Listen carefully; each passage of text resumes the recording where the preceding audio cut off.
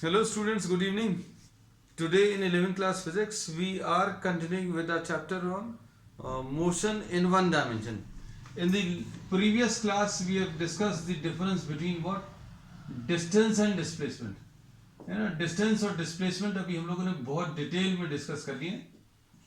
Distance अभी हम लोग बोलते हैं this is the length of the actual path covered. अगर कोई भी ऑब्जेक्ट अगर मूव कर रहा है तो ए और बी के बीच में जो एक्चुअल पाथ वो फॉलो करेगा उसके पाथ की length, the actual path length will be the distance, है ना.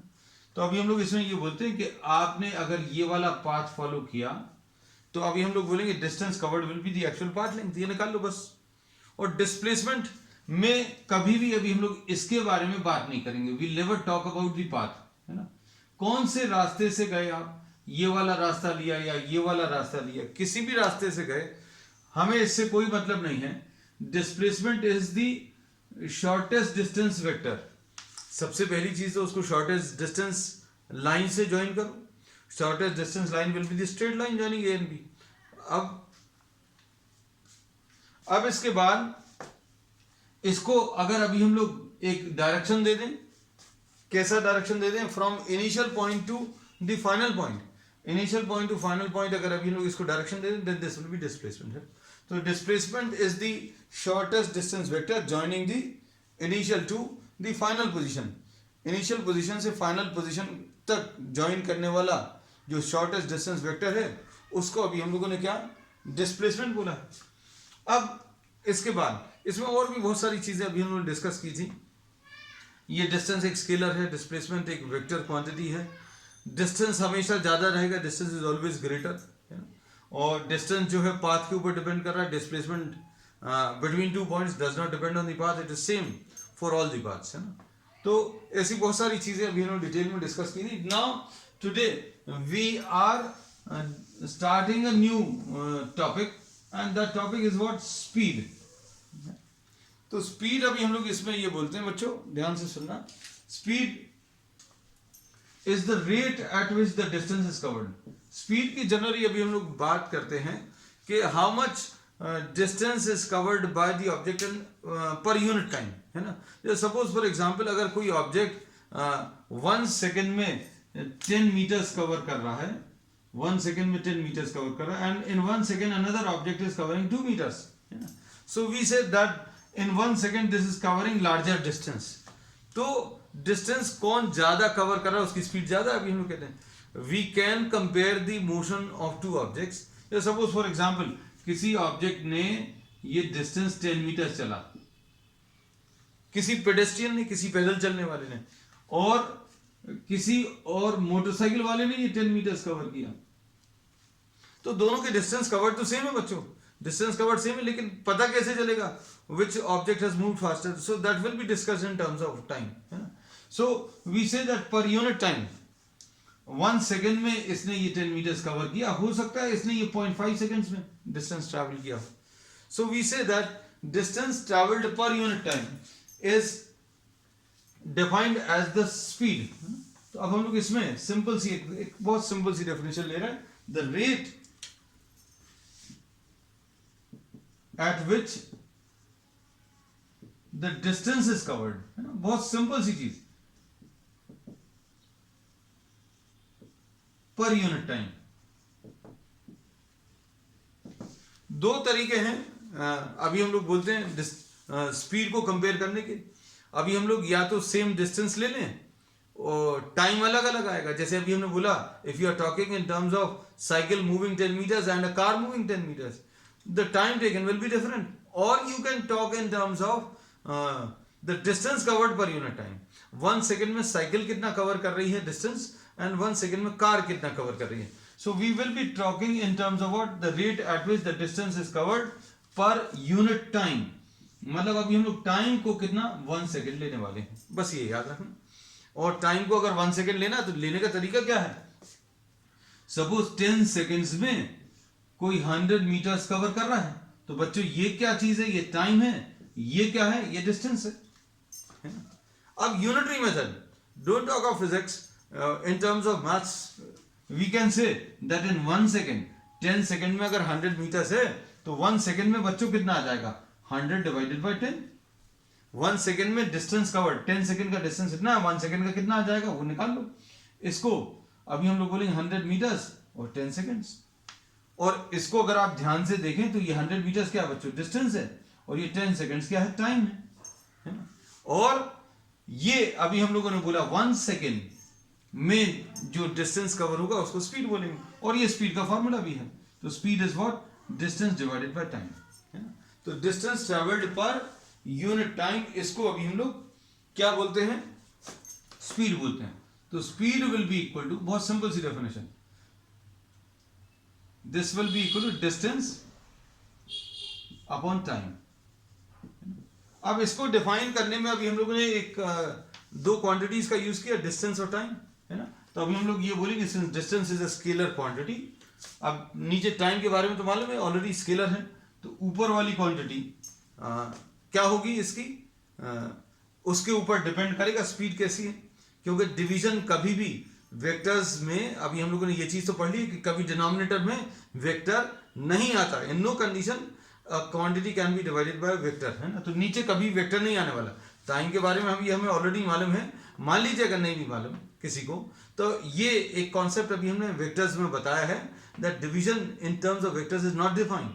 If you are dividing a scalar by a vector और a vector by a vector, it is not defined. Denominator में कभी vector quantity नहीं आने वाली है ना। तो अभी हम लोगों ने ये बोला ये बच्चों एक स्केलर है और डिस्टेंस भी एक स्केलर है, इसलिए speed is what a scalar quantity. अब ये चीज पता चल गया, पहली चीज तो डेफिनेशन पता चली, फिर दूसरी चीज अभी हम लोग पता चल गया कि ये एक स्केलर क्वांटिटी है। फिर इसके बाद अब चूंकि ये स्केलर है, डिस्टेंस के टर्म्स में डिफाइंड है, तो डिस्टेंस की जो जो प्रॉपर्टीज आती थी वो सारी इसमें आएंगी। If an object is moving, if an object moves, कोई ऑब्जेक्ट अगर मूव कर रहा है तो distance can never be zero. अगर कोई ऑब्जेक्ट अगर चल रहा है तो डिस्टेंस कभी जीरो हो ही नहीं सकता, डिस्प्लेसमेंट जरूर हो सकता है। तो अब हम लोग इसके बेसिस पर क्या कह सकते हैं बच्चों, speed can never be zero for a moving object. ये क्लियरली स्पेसिफाई कर दें। कोई ऑब्जेक्ट अगर मूव कर रहा है, तो मूव करने में डिस्टेंस कभी जीरो नहीं होगा। डिस्प्लेसमेंट हो सकता है, डिस्प्लेसमेंट कैन बी जीरो। अगर कोई ऑब्जेक्ट मूव करके जिस जगह पर स्टार्ट किया, if the object returns to the same position from which it started, then we say that it will be having a displacement zero. Displacement is the shortest distance vector joining the initial to the final position. अगर object यहीं से चलकर यहीं पर वापस आ गया तो displacement zero हो सकता है, लेकिन डिस्टेंस जीरो नहीं हो सकता। तो ये लिख दिया है, इफ एन ऑब्जेक्ट मूव्स, अगर कोई ऑब्जेक्ट मूव कर रहा है तो D can never be zero और नेगेटिव। डिस्टेंस कभी जीरो या नेगेटिव नहीं हो सकता। तो स्पीड अभी आपने किसकी मदद से डिफाइन करी है, डिस्टेंस के टर्म्स में। स्पीड आपने किसके टर्म्स में डिफाइन की है, डिस्टेंस। और डिस्टेंस कभी जीरो नहीं हो सकता, नेगेटिव भी नहीं हो सकता। तो क्या बोल सकते हैं, तो speed can never be zero और नेगेटिव। स्पीड कभी भी बच्चों जीरो या नेगेटिव नहीं हो सकती। इट विल ऑलवेज बी, ये हमेशा कैसी आने वाली है, पॉजिटिव ही आने वाली है ना। बस सिंपल सी डेफिनेशन है। अब इसकी यूनिट्स क्या आ जाएंगी, बहुत सारी चीजें बताते जा रहे हैं, जो बहुत सारी चीजें आपको मालूम भी होंगी। इसकी यूनिट्स आ जाएंगी मीटर्स पर सेकेंड, क्योंकि अभी हम लोगों ने बोला डिस्टेंस आप मीटर्स में मेजर करोगे, टाइम किस में मेजर करोगे, सेकंड्स में। So this is measured in terms of metres per second. और ये मीटर्स पर सेकेंड बच्चों अभी हम लोग किसमें, एसआई सिस्टम में यूज करते हैं, और ये सेंटीमीटर्स पर सेकेंड ले सकते हैं किसमें, सीजीएस यूनिट्स। ठीक, अब इसके बाद इसका dimensional formula,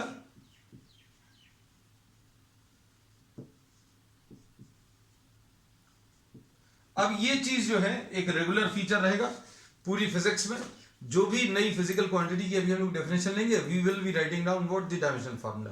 since we have discussed all the aspects of dimensions in the previous chapters, तो अभी हम लोग ये चीज जरूर डिस्कस करते चलेंगे। तो डायमेंशनल फार्मूला बच्चों क्या आ जाएगा, ये make this a habit, whenever you are studying any new physical quantity, just try to think about the dimensional formula।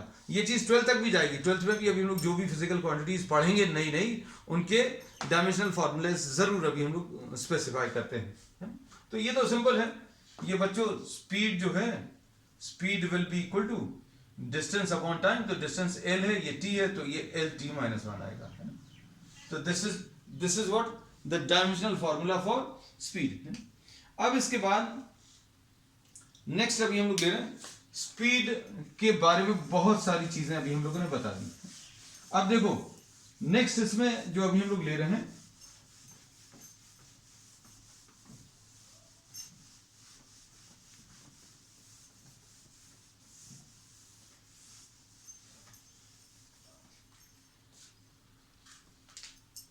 अब इसमें suppose you are considering motion of two types of objects from A to B, है ना। ए और B के बीच में हमने दो अलग अलग ये लाइंस बना ली, या दो स्टेशंस बना लिए, है ना। इन 1 second suppose the object A, the first object sorry, covers 10 meters. In next 1 second this covers 10 meters.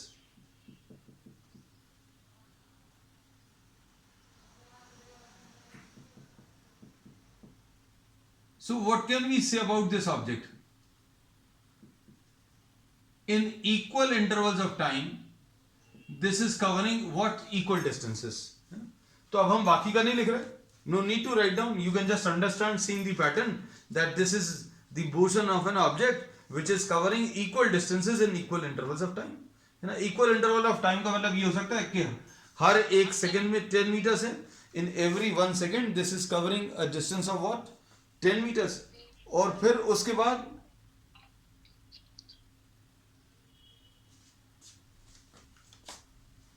दूसरा ऑब्जेक्ट अगर अभी हम लोग कंसिडर करें, if you consider suppose another object, t is equal to 1 second में this starts with 10 meters, in the next 1 second this is covering suppose 15 meters, in the next 1 second this is covering suppose 18 meters, in the next 1 second this is covering 7 meters, in the next 1 second suppose this is covering 13 meters. So what can you say about these two objects? Suppose this is object 1 and this is object 2, and these two objects may be vehicles। अब ज्यादा अच्छा ये रहेगा vehicle 1 और vehicle 2, है ना। अब इन दोनों के बारे में देखो, this vehicle 1 is covering equal distances in equal intervals of time, मतलब हर एक सेकंड में, in every 1 second this is traveling what, 10 meters। देखकर पता चल रहा होगा।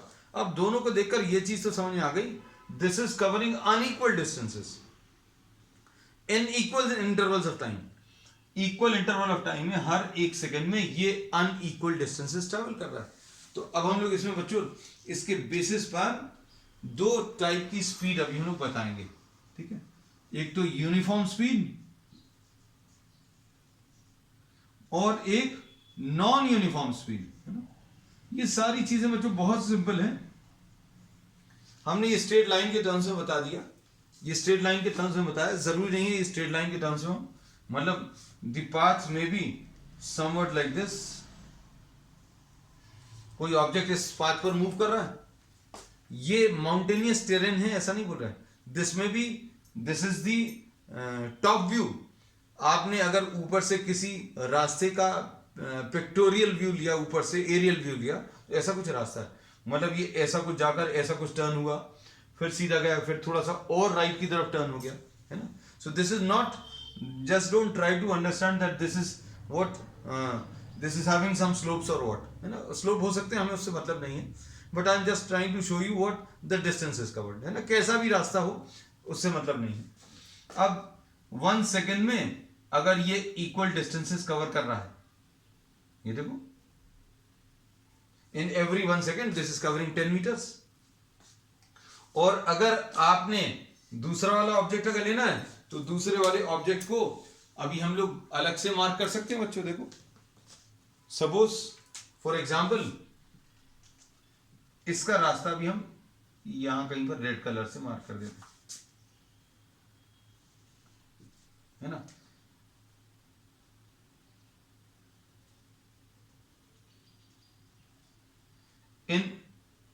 ये अभी हम लोगों ने कैसा बोला था 10 मीटर्स, फिर उसके बाद 15 मीटर्स, उसके बाद ये 18 मीटर्स, उसके बाद बच्चों ये 7 मीटर्स। 7 मीटर्स थोड़ा सा छोटा बना ले रहे हैं 7 मीटर्स। फिर उसके बाद क्या है, उसके बाद 13 मीटर्स, ठीक है, एंड सो ऑन। सो जरूरी नहीं है what we are trying to show in these two diagrams, and this I have tried to show a straight line path. The motion of the object may not necessarily be lying on a straight line, है ना। हमें what matters at this stage is this motion and this motion. If you try to compare, in this motion the object is covering what equal distances in equal interval of time. Her 1 second में 10 metres cover कर रहा है बस। इस वाले में देखो अगर, तो इसमें मेन चीज काम की क्या है कि हर 1 सेकंड में जो ये डिस्टेंसेस कवर कर रहा है वो सेम नहीं है। पहले 1 सेकंड में 10 मीटर्स है, अगले 1 सेकंड में 15 मीटर्स है। The path may be a straight line और it may be a curved path, है ना। It does not matter, we are not talking of the path, we are just talking about the distances. और distance की अगर बात कर ली तो हमने पाथ की तो अपने आप बात कर ही ली, है ना। तो इसके बेसिस पर अभी हम लोगों ने 2 चीजें डिफाइन करने वाले हैं। क्या? एक uniform speed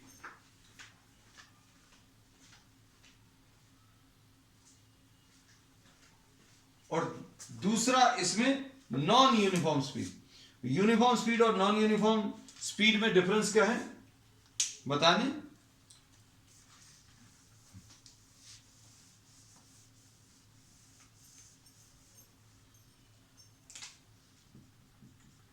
If the object covers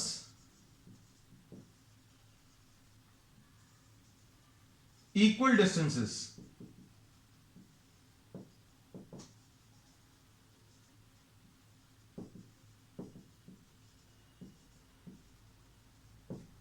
if the object covers equal distances in equal interval of time, then the object moves with a uniform speed. बहुत सिंपल सी डेफिनेशन है। यूनिफॉर्म स्पीड बच्चों समझ में आता होगा, एक जैसी स्पीड, है ना। When you are moving on a highway mostly, then you get no traffic and you tend to move with a uniform speed, है ना। फिर अब उसके बाद नॉन यूनिफॉर्म स्पीड बच्चों, नॉन यूनिफॉर्म स्पीड में क्या बोल सकते हैं? नॉन यूनिफॉर्म स्पीड में unequal distances in what equal intervals of time। बाकी सारा स्टेटमेंट सेम है बच्चों, बाकी सारा स्टेटमेंट सेम है। मतलब क्या है, अगर आपको इसको पूरा लिखना है तो अभी आप इसको इससे कंपेयर कर सकते हैं। कैसा? इफ द ऑब्जेक्ट कवर्स क्या unequal distances in equal intervals of time, then the object is said to move, then the object moves with what? A non-uniform speed, है ना। तो अभी हमने मेन जो लाइन है उसको बस हाईलाइट कर दिया है। If the object is covering unequal distances in equal intervals of time, है ना।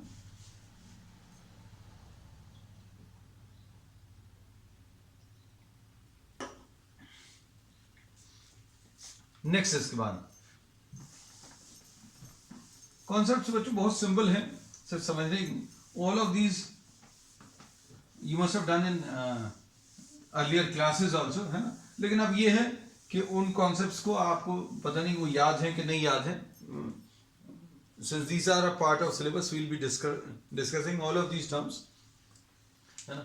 और फिर वेक्टर्स भी अभी हम लोगों ने पढ़ लिया, तो वेक्टर्स का एस्पेक्ट भी अभी हम लोग साथ में लेते चलेंगे। डायमेंशनल फार्मूला भी पढ़ लिया, है ना। वेक्टर्स और स्केलर्स भी पढ़ लिया। चलो अब बच्चों नेक्स्ट इसमें नेक्स्ट टर्म है average speed.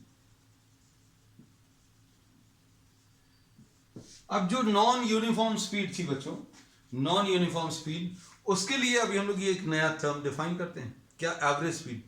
It is what average speed कहीं पर भी आपको बताना है तो average speed will be equal to what? It is defined as what? The ratio of total distance covered to the total time. बहुत simple सी डेफिनेशन है. तो अब हम लोग इसमें क्या बोल सकते हैं बच्चों? एवरेज स्पीड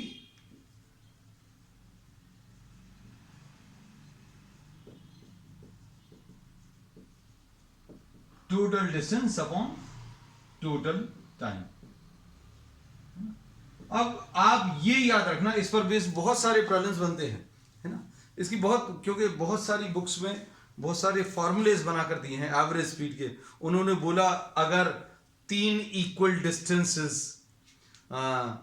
इतने इतने टाइम में कवर किए तो एवरेज स्पीड क्या होगी. एक तो चीज ये पूछ लेते हैं. फिर 3 इक्वल डिस्टेंसेस या 4 इक्वल डिस्टेंसेस इतनी इतनी स्पीड से कवर किए तो एवरेज स्पीड क्या होगी. हम आपको यही बोलते हैं, there are many formulae which are given in many books, है ना. I just say that remember only one concept, average speed will be equal to total distance upon total time. इसका कुछ एग्जांपल्स अभी हम आपको लेकर बता दे रहे हैं. Suppose for example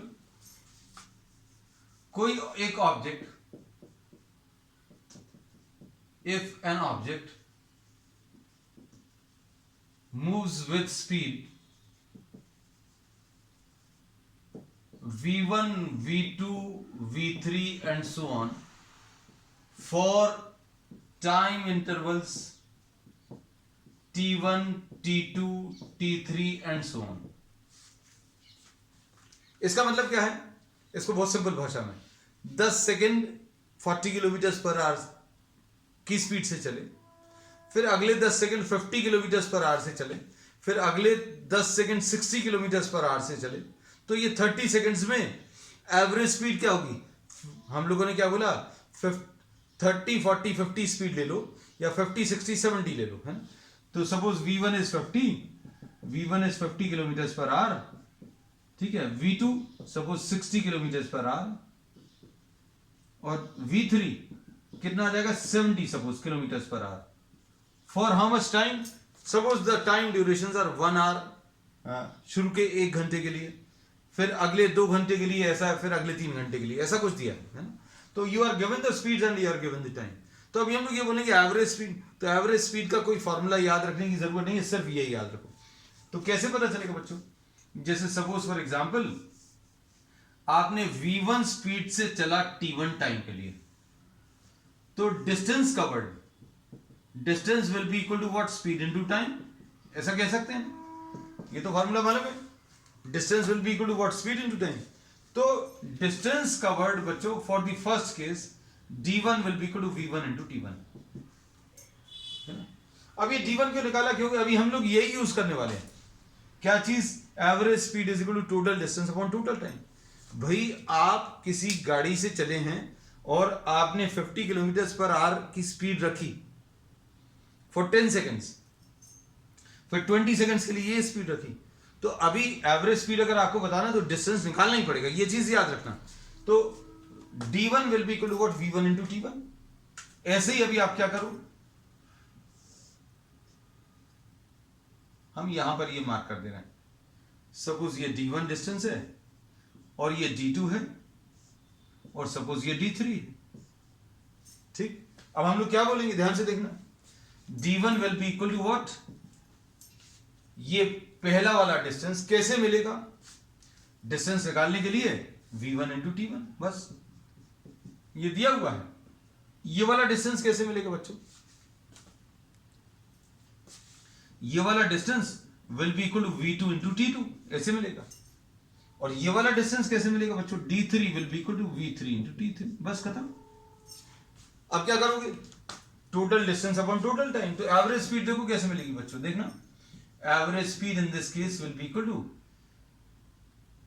v1 t1 plus v2 t2 plus v3 t3 and so on upon t1 plus t2 plus t3 and so on. अब इसको अच्छे से समझना। किसी के मन में ये आ सकता है भाई आपने बोला total distance upon total time, तो यहां पर d1 plus d2 plus d3 क्यों नहीं लिख दिया? क्योंकि जो आपको डेटा दिया हुआ है उस डेटा में आपको स्पीड दिया और टाइम दिया है। जो आपको डेटा दिया हुआ है उसमें स्पीड और टाइम दिया है, तो मतलब जो एवरेज अभी आपको निकालना है फॉर्मूला ये यूज करना है। लेकिन आपको data v1 into T one ये डिस्टेंस पहला वाला आ गया, v2 into T two second distance आ गया, v3 इंटू टी3 अगला डिस्टेंस आ गया, एंड सो ऑन। ऐसे करेंगे। अब ये अभी हम आपको बहुत सारे एग्जांपल्स देकर चीजों को क्लियर कर रहे हैं।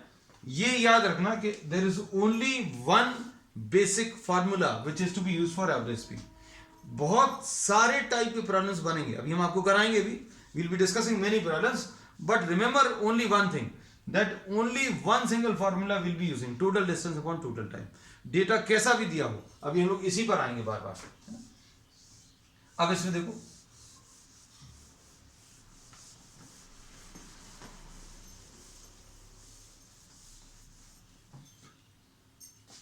हम लोगों को जो पहला वाला डेटा दिया हुआ था उस डेटा में v और t दिया था, है ना।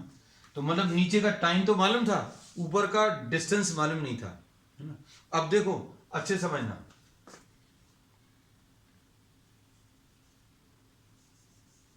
if the object covers d1 d2 d3 distances with speed v1, v2, v3 and so on। अब इसमें देखो क्या समस्या, डिस्टेंस तो दिया है डायरेक्टली, लेकिन टाइम नहीं दिया, है ना। तो बस अब इन्हीं चीजों को आपको रिलेट करना आना चाहिए, है ना। तो टोटल डिस्टेंस आपको दिया है, तो टोटल डिस्टेंस कितना आ जाएगा, d1 plus d2 plus d3। Data पिछले प्रॉब्लम से अलग है, पिछले प्रॉब्लम में डिस्टेंस नहीं दिया था, इसमें डिस्टेंस दिया, और पिछले प्रॉब्लम में टाइम दिया हुआ था, अब इसमें टाइम नहीं दिया। तो टाइम का फॉर्मूला क्या आ जाएगा बच्चों, देखो time will be equal to distance. अब ये देखो अच्छे से, और सबसे अच्छा तरीका क्या रहता है बच्चों, आप डेटा को आप मार्क कर लो, जो भी चीजें दी हुई हैं। भाई ये d1 डिस्टेंस है, यहां पर स्पीड v1 है, ये डिस्टेंस d2, ये स्पीड v2।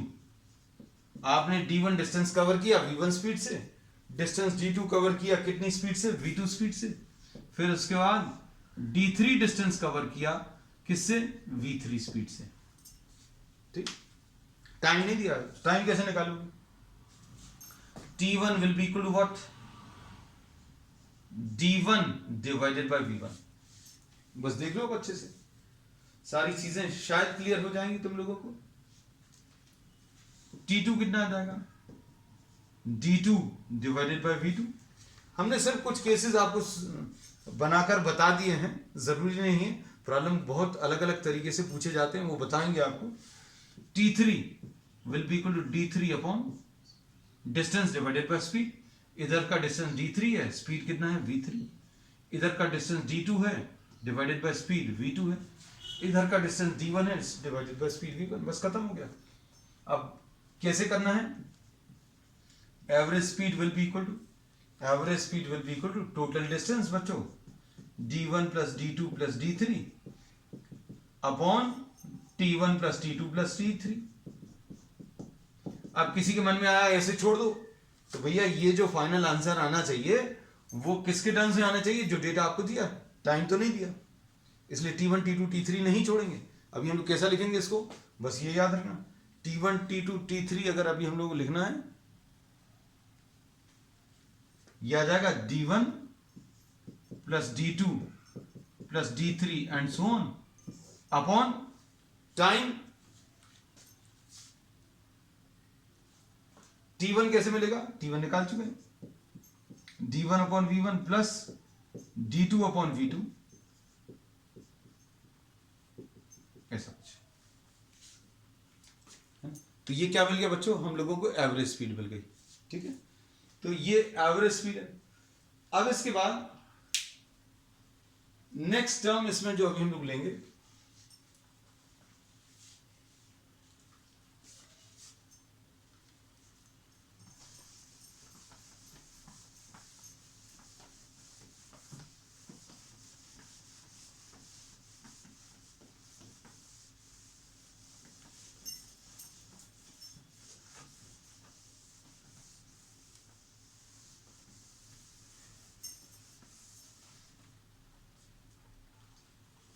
नेक्स्ट इसके बाद टर्म है बच्चों क्या, इंस्टेंटेनियस। ये वर्ड जो है आपको पूरी फिजिक्स में बहुत जगह आएगा, इंस्टेंटेनियस स्पीड। इंस्टेंटेनियस वर्ड का मतलब क्या है,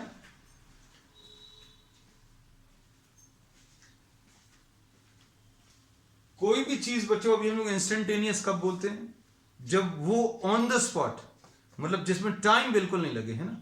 इंस्टेंटेनियस प्रोसेस मतलब जिसमें टाइम टेकन बहुत कम हो, है ना। जैसे सपोज फॉर एग्जांपल, आप if you are driving a vehicle, if you are driving your scooty, if you are driving your bike, then if you are going to your school, then if you see the speedometer, जो जिस पर अभी आप speed देखते हैं, उस पर अगर आप देखोगे पूरे समय स्पीड सेम नहीं होगी। कभी वो 10 किलोमीटर पर आवर होगी, कभी वो 30 किलोमीटर पर आवर होगी, कभी हो सकता है वो 60 रही हो, कभी वो 35 किलोमीटर पर आवर, है ना। तो अब हम लोग इसमें ये बोलते हैं कि अगर if you are driving your vehicle towards your school, then average speed can be calculated by finding out what the total distance. आप जो स्पीडोमीटर आपका है, जिस पर आपको स्पीड दिखती है, उसमें तो उससे एवरेज स्पीड तो अभी आप बता नहीं पाओगे। क्या, कैसे बताओगे? The total distance to your school and just see the time taken, total distance divided by total time, that gives you what, that gives you the average speed. But what about this instantaneous speed?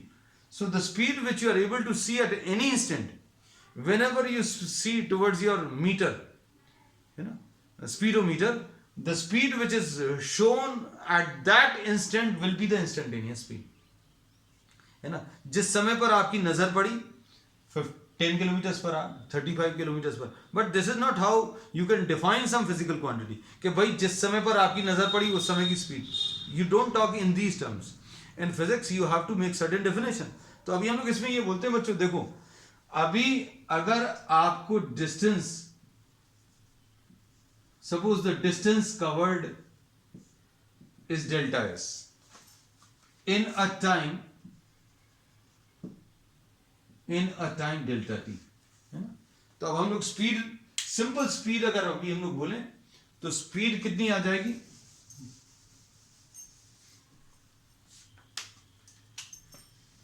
Speed will be equal to distance upon time. तो ये delta S upon delta T, इसको अभी हमने speed बोला। लेकिन इसमें अगर आप एक कंडीशन लगा दें, क्या कंडीशन लगा दें कि the time taken is very small. जैसे suppose for example, if you are moving some 100 metres and the time taken is 10 seconds, तो आप वो 100 मीटर्स कवर करने में भी स्पीड पूरे समय सेम नहीं रहेगी। लेकिन अगर आपने सपोज 10 सेकेंड की जगह आपने 3 सेकेंड्स लिया होता, तो क्या 100 मीटर डिस्टेंस आता? 100 मीटर्स नहीं आता, तब डिस्टेंस थोड़ा सा कम आता, ठीक है। अगर आपने ये 1 सेकेंड लिया होता तो डिस्टेंस और भी कम आता, है ना। तो अगर आपने इस टाइम को बहुत कम ले लिया, if you are reducing this delta T very close to zero, if we are reducing this delta t very close to zero, then we say, then the speed which will be obtained will be termed as what? The instantaneous speed, है ना। तो v instantaneous, बच्चों ये instantaneous word कहीं पर भी physics में आएगी तो आपको डेल्टा टी को कैसा रखना है? Delta T is to be taken very close to zero, बस ये याद रखना, है ना। हमेशा ये चीज याद रखना, whenever you are having something instantaneous, कहीं पर भी इंस्टेंटेनियस वर्ड अगर यूज हो जाए, मतलब delta T the time taken will be very close to zero, बहुत छोटा रहेगा, टाइम बहुत कम। इंस्टेंटेनियस का मतलब है वेरी शॉर्ट टाइम, और वेरी शॉर्ट टाइम को अभी हम लोग मैथमेटिकली कैसा बोलते हैं we say this as delta t is very close to 0. So v instantaneous will be equal to limit. You are applying a limit or a condition that delta t is very small. You are applying a condition that delta t is very small and delta s by delta t, distance divided by time. This will be termed as the instantaneous speed. इसको अभी हम लोग क्या बोलेंगे बच्चों? Instantaneous speed. और इसको mathematically बच्चों आपको ये चीज अभी हमने फिजिक्स में स्टार्टिंग में हमने फिजिक्स जब स्टार्ट किया था तो फिजिक्स में स्टार्टिंग में अभी हमने आपको थोड़ी सी मैथमेटिक्स पढ़ाई थी, है ना, मैथमेटिकल टूल्स के नाम से. तो मैथमेटिकल टूल्स में इसको अभी हम लोग एक सिंबल दिया था और इस सिंबल को अभी हम लोगों ने क्या ds बाई डी टी. तो अब हम लोग इसको ये कहते हैं कि इंस्टेंटेनियस स्पीड अगर आपको निकालना है, बस ये याद रखना कि इंस्टेंटेनियस वर्ड अगर कहीं पर भी लगा इसका मतलब क्या रहेगा कि time taken is to be reduced to a very small value, और very small value mathematically is what delta t tends to 0. तो delta S by delta T speed है. इसमें आपने एक कंडीशन लगा दी. कौन सी कंडीशन लगा दी? कि delta T is very small, delta S T is very close to 0, and this will now be written as, this is now symbolised as what ds by dt. इसको अभी हमने मैथमेटिकल टूल्स में बताया था. ये क्या है? Differential coefficient of s with respect to t, है ना. चलो, तो अभी हम लोगों ने आज क्या क्या चीज पढ़ ली बच्चों? हम लोगों ने स्पीड के बारे में पढ़ा, फिर यूनिफॉर्म स्पीड पढ़ी, फिर नॉन यूनिफॉर्म स्पीड पढ़ी, फिर एवरेज स्पीड पढ़ी, and lastly we have studied about what the instantaneous speed, है. तो बच्चों will continue with these topics on the next turn. Will be doing some numericals also. Next turn पर अभी हम लोग पढ़ेंगे वेलोसिटी के बारे में, and then will be studying about graphs, है ना. This will be the flow of the lectures, this will be the flow of the topics in the subsequent classes. Okay, so we'll continue with all these in the subsequent class. That's all for today.